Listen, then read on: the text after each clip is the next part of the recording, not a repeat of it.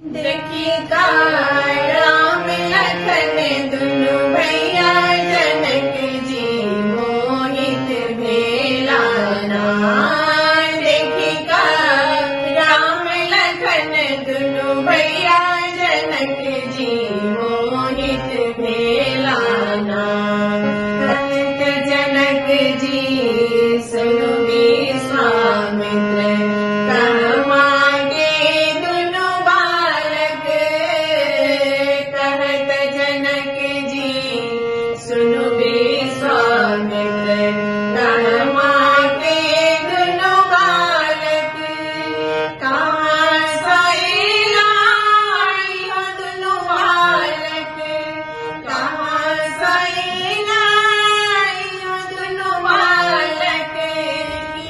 छन पिता के नाम जनक जी मोहित भेला ना।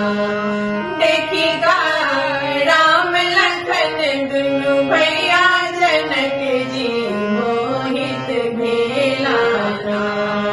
करत विश्वामित्र सुनु यो जनक जी अवधपुर के दुनु बालक।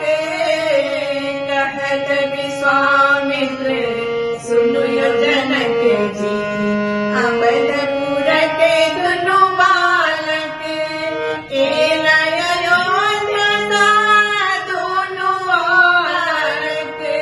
एला अयोध्या का दुनु बालक। दशरथ पिता के नाम जनक जी मोहित भेला ना। देखी का राम लखन दुनु भैया जनक जी मोहित भेला ना।